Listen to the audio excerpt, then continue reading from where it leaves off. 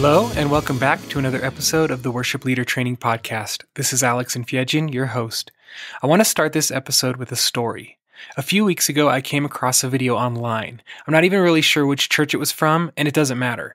But the video featured two worship leaders opening up a service with a really popular EDM dance worship song, trying to get the congregation to participate. They were trying so hard, but the problem was the song was melodically hard to sing, it featured weak lyrics, and had multiple 30-second dubstep-type instrumental breaks. And it didn't matter how much the worship leaders jumped around, how quickly the strobe lights were flashing, or how many, "Come on, put your hands together," were shouted from the stage. What you saw in the video were the back of a bunch of bald heads with gray hair standing and staring at the stage. No one was singing, no one was clapping, no one was participating. And it's easy to see the absurdity of what's taking place, but sadly, this was a reality and is a reality in many churches. Because many churches are trying to replicate stadium-style worship concerts in their weekly gatherings, the art of congregational singing is declining. But Keith and Kristen Getty are on a mission to revitalize congregational singing in churches around the globe. And today, in the podcast, I talk with Keith Getty about why congregational singing matters and how we can encourage more of it in our churches and in our gatherings. But before we get into the interview, we have our recommended product of the month. And this month it's a special one because it's our Worship Leader Training's first product ever. It's the Ableton Live Click and Pads template. You know, many worship leaders want to use Ableton Live, or they want to use click tracks or have the ambient backing pads and other things that are going to enhance their musical set, but they either don't know how to set up Ableton Live or they don't want to be stuck using pre-produced backing tracks. Well, 4 years ago, when I first bought Ableton Live, I was trying to find a template created for worship leaders that was both flexible and powerful, and strangely, I couldn't find one. So I went about the work of creating my own template. And the Ableton Live Click and Pads template features several things: click tracks, count-in cues for your band, and ambient backing pads. It also comes with 100 pre-built worship songs in multiple keys and a 20-minute video tutorial to show you how to add your own songs. You can trigger the songs on the keyboard of your computer, or you can trigger them from a MIDI controller, and all of that is explained in the tutorial. The ambient backing pads are actually Core Sound Pads Deluxe bundle that we've featured in previous episodes, and Core Sound has licensed their pads at a lower cost, so you can actually get this template and their excellent deluxe bundle for the same price as if you just bought it from their website. So the requirements for running this template are Ableton Live Standard or Suite running on a Mac computer. If you don't have those, this template won't work for you. You can find out more information or purchase this template at worshipleadertraining.com/Ableton. That's Ableton. worshipleadertraining.com/Ableton. All right, well, let's jump into our episode with Keith Getty about recovering the lost art of congregational singing.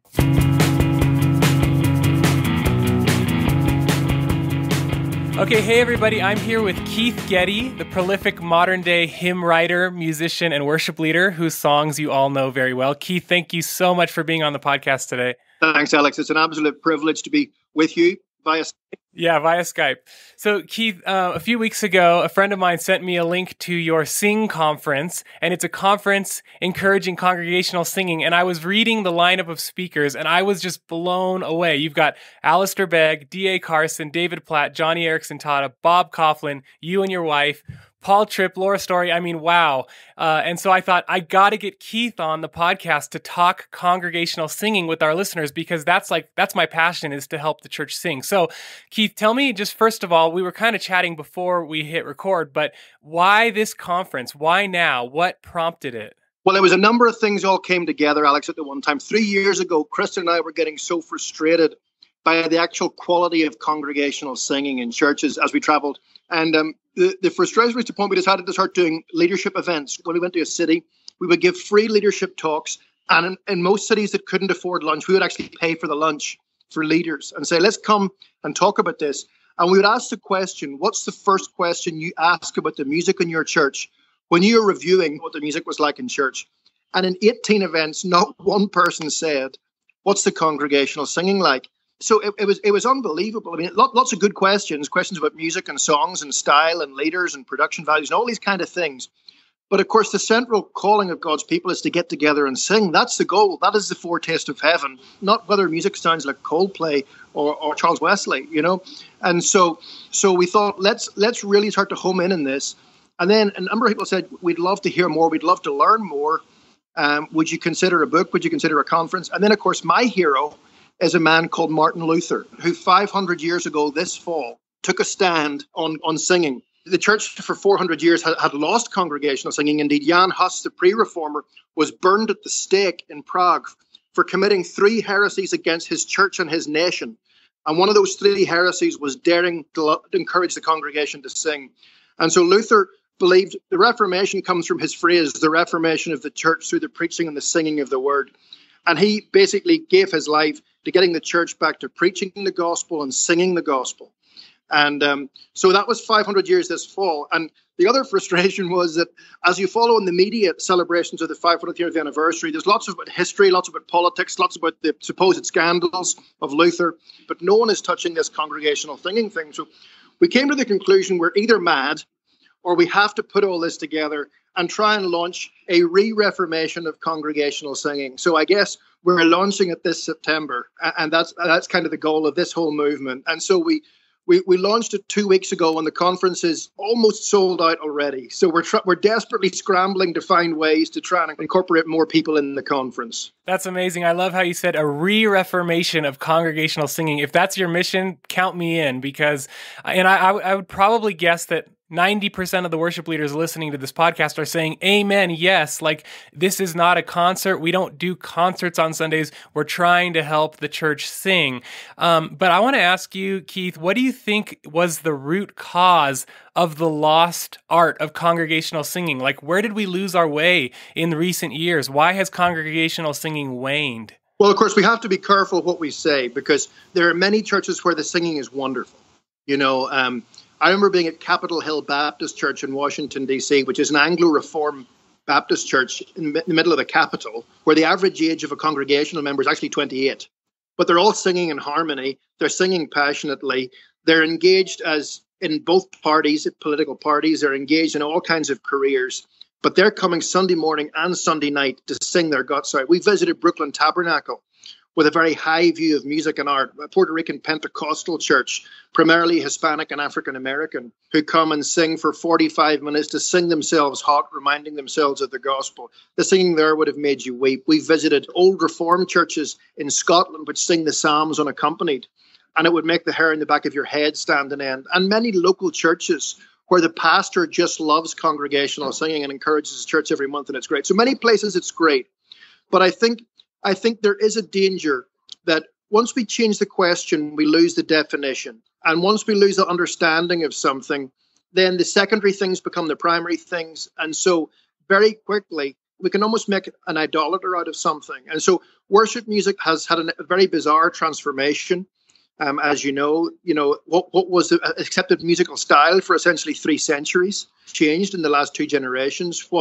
There was the worship wars, which of course probably ripped apart more churches than any other single movement since the Reformation itself. Then, of course, we have having Judeo-Christian history. The church has always been governed by psalms, by liturgy, by hymn books, or by localized singing. And in the last 20 years, it's actually primarily become governed by Wall Street, with all the music companies moving into worship music to save their economic line. And so you've got lots of really interesting challenges. And I think a lot of pastors have slowly but surely let the definition change to music is to make an impact. It's to give you an emotional movement. It's to help brand your church. It's to attract the young people. It's to bring life into the church. It's to see the Holy Spirit move, which is actually code for get some more emotional action on the moment. And all of those things we can argue and split the differences on, but all of those things have actually moved the movement away from the fact that this is something we do because we're created to do, because we're commanded to do, because the scriptures model us to do, and because we do because we can't help it, because we sing because Christ has saved us. And so we get together and we sing as God's family to one another. Do you know why? Because you're my family. Because, Alex, I don't know you. You might not even like me. We might not even get on. We certainly probably wouldn't hang out in the same clubs together. But we are part of a bigger club that is so important that on a Sunday, no matter how I feel, no matter how sick I am, no matter what has happened this week, we're getting together to sing to each other the goodness of the Lord. And that is the main thing. And then after that, these worship leaders and musicians and songwriters and producers and music administrators have the privilege of assisting that, of trying to make that better. And if they can't make it better, they should stop. They should just let the people sing. But music led beautifully for congregational worship at its best does make it better. So it's a wonderful privilege. Yeah, that's really interesting. You know, what you said about we are called to sing to one another. And I have friends who have kind of told me, hey, there are two views of how to promote singing in gathered worship. One view is that if it's dark and loud, the people will sing because they can't be seen or heard, so they're not self-conscious, they're not afraid of lifting their voice. So dark and loud, that's one view. And then the second view, which is my guess that you belong to this camp, is that if the lights are up and we can see each other and the band is not blowing people away but acting as a support to the congregation's voice, the congregation's voice is the primary instrument and the band is just a support, and the lights are up so people can see and hear each other, that spurs people on to sing more. So do you want to give a little commentary to either of those views or both of them? I think any intelligent person knows the answer to that. I mean, I have been to so many mega churches where the congregational singing, if you look out into the congregation, there's probably a maximum of 25% participation. Now, have you got a bunch of people near the front with their hands in the air? Sure. Have you got a bunch of people on the front maybe jumping up and down? Yeah, but are 70% of the people even singing? No, and that's not, what does Christ say? Love the Lord your God with all your heart, your mind, your soul, your strength. Love your neighbor as yourself. So when you and I are choosing songs, when I'm choosing songs for my 3 daughters to sing in the evening in family devotions, or when I'm choosing songs to sing at a home group, or when I'm choosing songs to sing for my little church around the corner here on a Sunday morning, we choose the songs that the whole family can sing together. If it's family movie night in your house, you're not going to choose the movie that one of you gets really excited about and the rest are looking bored at. The beauty is that we are God's family singing together. Is it a sin to have loud, dark music in a dark room? No. But is it sensible? Not even slightly. Yeah, it doesn't really help. It's kind of like a play. When you go to a play, they turn off the lights in the house and turn on the lights on the stage and say, watch. That's subconsciously being communicated, right? Yeah. Try and ask 10 people outside the church. Ask a theater producer. Ask a singing teacher. Ask a sociologist. What would they think? They'd probably laugh at you for the question. Yeah, totally. So besides maybe the production is not bad, but besides the overproduction, what would you say are some of the greater hindrances to congregational singing in this modern worship culture that we live in? Well, I think at the end of the day, the only reason that we get to sing is because we've been made alive. True spiritual singing is because Christ has made us new. Dead people don't sing. And that's where it begins. And I think when we come to church on Sunday, we come with that preparation, and we should come with that preparation that the Sunday service is the highlight of our week. My wife always says, Sunday worship is a feast that is prepared during the home all week. And so that's an important thing. I think churches, if we're talking about it as individuals, it's my own preparation and then my own understanding of what I'm doing. In terms of churches, I actually think it doesn't begin with the worship leader. I think it begins with the senior pastor. What we have learned as we've traveled around is the music, the worship leader, the church's budget, and the church's size and demographics are almost nothing to do with the congregational singing. We've seen the poorest and the richest and African American and white churches and mixed churches all have really good singing and really poor singing. And the single largest common denominator of churches that sing well is churches where the pastor really cares, where he teaches the importance of it, where he encourages, where he's standing at the front singing passionately. And even if the pastor can't sing in tune, he just turns his microphone off. Do you know what I mean? Because that's not the issue. The issue is that he is passionately engaged, that he's encouraging his people, that he's involved in the choosing of the song, not in an oppressive way, but that he's just encouraging them, choose good songs, that he cares about the songs his churches sing, that he loves his musicians that help him. Do you know what I mean? That he pours himself into them. And so that's the biggest thing. And then secondly, quite honestly, is churches that are connected as a family, I think is a huge thing, that this family thing means something to each other, And the Bible nearly always talks about that. And it's interesting, in the New Testament, churches would have been probably circles. They would sing in circles to each other. And, is one of the problems about the larger church is it's hard to imagine singing to one another. But we have to remember that's what we're doing. We're encouraging each other in this faith that whatever my week was like, whatever fears I have for next week, that I am singing, the Lord is holy, that He is risen, and reminding myself of these great things. So I think all of these, and then a worship leader and a music team whose dynamic is all about serving the congregation. Because once you begin with that question, once the worship leader and the drummer and the band director and the singers come off stage, and the first question is, now how did the congregation sing? Suddenly all the other questions find their right place. It's like each of us in our own faith. I tend to get most stressed when my priorities are out of kilter in life. I don't know about you, and then I realize, but actually my children's success or my career success or how much money I earn or how successful this is or someone's perception of me, all these things are actually secondary, but all of them, if I let them become too important, can steal my sleep, can steal my joy, And so I think similarly with congregation singing, if we actually begin with, how did my singing as a backing singer, how did my drumming, how did my leading help the congregation sing? Which songs didn't sing well? Do you know what I mean? Mm-hmm. Do I really need to talk this much? Do we need more music? Do we need less music? Do we need a lot more variety, which is usually the answer?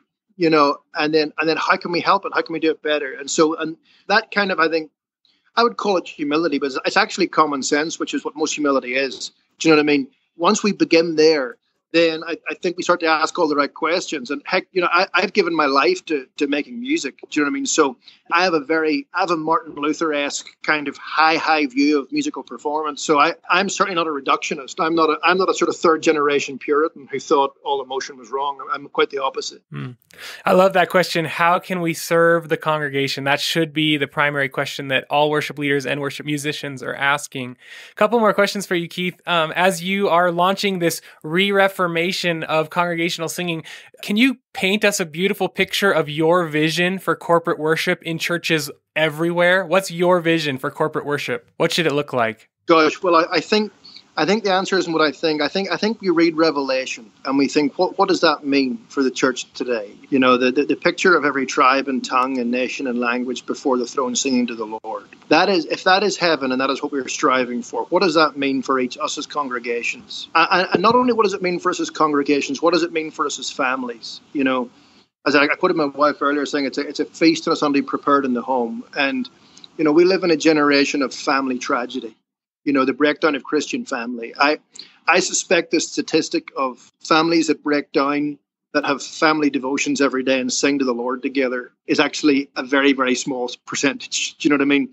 If our families are singing a hymn and praying and reading a Bible story, it doesn't take more than 10 minutes. But if everything else in life is more important than that, I think we can expect family to struggle. And so, congregational singing has died in the church in part because it's died in the home. And so, it's interesting, if you go back to the generation after, what Luther established was that if a man would not lead his family devotions every day, he was not allowed to take communion. Wow. But I mean, and that's right. You think, oh, that's extreme, what a nutter. Then you think, no, it's common sense. What right does he have? What right does he have to do that if he hasn't taken care of his first responsibility? This is a second responsibility.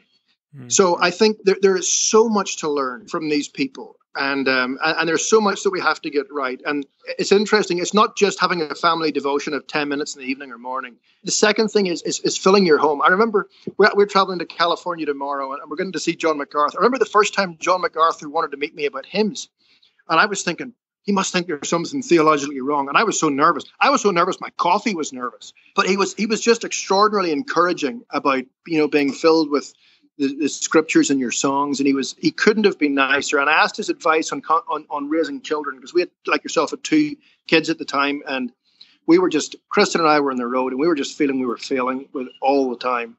And of course, failing in public is always the worst kind of parenting, And he said, one of the most important things to raising kids, he said, was filling every home of your house with songs of the Lord. Do you know what I mean? Where life happens. So in the 2 cars, in the playroom, in the kitchen, and perhaps in the bedroom, fill those homes with songs of the Lord. And so, you can imagine our home, we listen to a lot of folk music, classical music, pop music, classic songs, singer-songwriter, theater. We have a very sort of broad palette of music. But every day in our home, we try to spend 30 to 60 minutes just singing along to songs about the Lord and enjoying it. Our girls love to dance, so we find songs they can dance and sing to. I think those kind of things help. And I think they can help transform the family. If we're going into the most exciting generation in history to be Christians, but we're also going into the most challenging generation to be Christians. As biblical Christians, we're now the other side of the law. As biblical Christians, the challenge of other religions is considerable. And the challenge of non-religion, of secular atheism, is reaching a level of aggression that our parents couldn't have dreamed of. And how bad that becomes, I don't want to say how bad it is, because in many parts of the world it's way worse. But what's for sure is the only children that will survive the next generation are those that are very deep believers. So part of Luther's belief was we build deep believers by singing deep songs. And so we need to build a generation of people that sing deep songs. We need a generation, in an age where family attrition is catastrophic, we need a generation of families who sing together. In a generation where community is disintegrated to a point of unrecognizability, we need to show in our churches that radical Christianity means that we get to sing to each other on a Sunday about the goodness of the Lord. And then finally, we show to the world the radical witness that is congregational singing. From the Old Testament with the Jews, to the New Church, to Paul and Silas in prison, to all through history. If you look at all the revival movements, the actual congregational singing was the witness. This idea that churches getting together and practicing for 4 hours so that they can do a Mumford & Sons song, not as well as Mumford & Sons, is somehow going to impress those who aren't Christians. It's just a joke. What actually will draw them to real, vibrant Christian life is God's people getting together and singing. Where else in society are they going to see that? Yeah, no, and that's such a fascinating answer, Keith, like that your vision actually expands beyond the local church and the global church, but all the way down to the foundational building block of the family. And you're saying your vision is to see families worshiping God in their homes through singing, which builds up and spills out into congregational singing, which then goes out and witnesses to a lost and dying world. And that's an incredible insight that you have there, and that's super encouraging. Well, it's not very original. I mean, it's kind of Old Testament, New Testament, and it's kind of, if you look back to all the revival movements, there ain't none of them happening because somebody was kind of sounding 80% as good as Coldplay. Yeah. Well, maybe that just shows us how off base we've gotten. If it's a biblical principle, but it sounds new to our ears, then wow, we really need to get back to the basics. Keith, you said something about that our churches need to be singing deep songs. And I know you're just a prolific songwriter, you and your wife, amazing songs that you're putting out and very rich and biblical. We have, songwriters who listen to this as well, Christian songwriters. And so how would you exhort them? What are some practical things they can do to write more congregationally engaging songs? Gosh, I always laugh when people say you're a prolific writer because everybody who's written with me can't understand how few songs I write. Of all the melodies that we write down on manuscript paper and put in our file, or else record on GarageBand and save on the computer, we wouldn't even be close to 1 in 100 becoming a song. So we're pretty low success rate to try and get to the results. So work hard, but I think the first thing I would say is slightly counterintuitive, and that is this, is we do this to help the congregation. So until you have something that really helps your congregation, love them enough not to do it. Do you know what I mean? There are plenty of great hymns. No church needs new hymns. There are enough wonderful hymns for God's people to sing. And the main emphasis should be we sing great hymns that talk about the goodness of and greatness and the expansive wonder of the Lord, and that we sing better. But that said, being created in God's image means that each generation create new things. It's what we do. And so we enjoy new things. We are stimulated by new things. And so there's a good precedent to try and write. And when we have a song that is fresh, then try it. So I would say, first of all, put the congregation first and don't insult them. Every time you teach a new song to a congregation, the singing goes down. So make sure when you're going to expend that capital, that it is worth spending. Secondly, work very, very hard at it. Thirdly, I would say be realistic about songwriting. I mean, 95% of the songs I write never go anywhere. And then of all the songs that are written, the vast majority are either for personal pleasure, for family pleasure, or for a localized context. And so we don't have an expectation that either your songs should go somewhere or that to be valid, they need to go somewhere. That's American Idol theology. That's not creation theology. Fourthly, I would say, immerse yourselves in your church and write to the need. Write to the need. So that means, if you want to write for the church, okay, get involved with your church then. Do you know what I mean? And so get involved with your church and say, where's the need? So if the need is actually a song that explains the gospel to your children in your summer camp, then spend 3 months trying to write one of those. If we need a song, if the pastor is really excited about teaching Romans next year, then try and write a hymn in Romans. Take some of the beautiful old hymns that were based in Romans and reset one of those old lyrics. Then not only are you actually serving your church, like you said you wanted to in the first place, but you have the excitement of the church behind you. Thirdly, it is music that is alive and active and useful. And fourthly, you're actually being original. We actually be original if we speak into our context with all the authenticity that God has given us. If we hear what is in the radio or hear what is cool and try and copy it, that is the least original thing we can ever do. So I think if you say you want to write for your church, stop listening to the radio all the time when everybody else is doing and get stuck into your church. And then after that, just try things out. Have good places to try them. Try them out. I mean, when we actually have to stand in front of a group of people, we soon know whether a song is good or not. Yeah. So I think try the songs out with your friends over a pizza. Try songs out at your youth group. Try songs out at band practice. Once a month, have 30 minutes of band practice where everybody gets to try new songs. We all support each other, and also listen to feedback. Not a panel of one.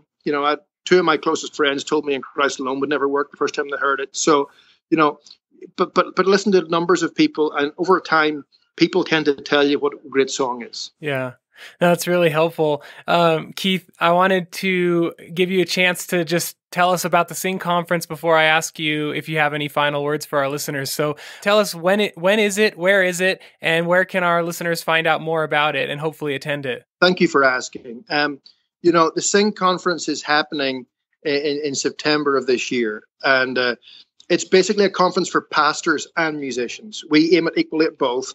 And it's basically to try and rediscover and open this question of congregational singing in our churches and in our denominations. And the significance of it is the speakers who've brought along, we're basically taking it and looking at each different part of it. So why we sing, being created, commanded, and compelled to sing through the gospel is being done by Mr. Alistair Begg.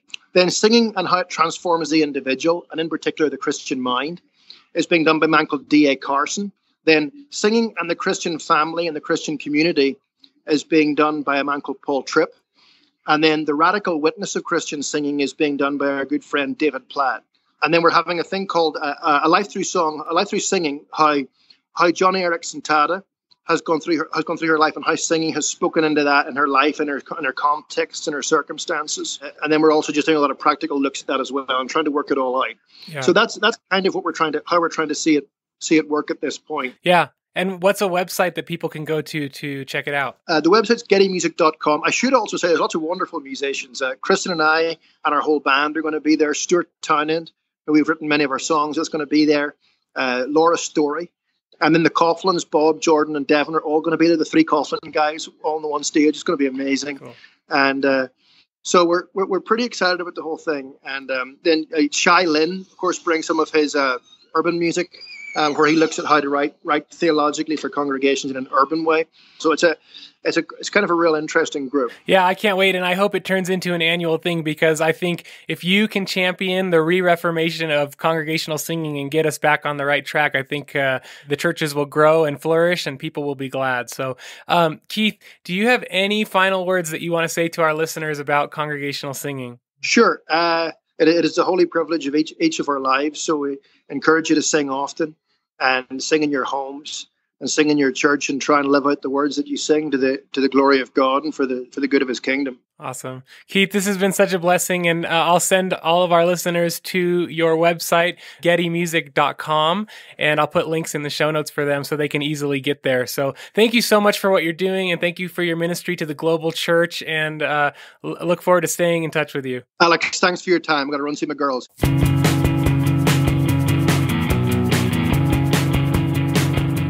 All right, well, that's it for today's episode. Thank you, Keith, for sharing your wisdom. And guys, please go check out gettymusic.com and register for the conference if it sounds interesting to you.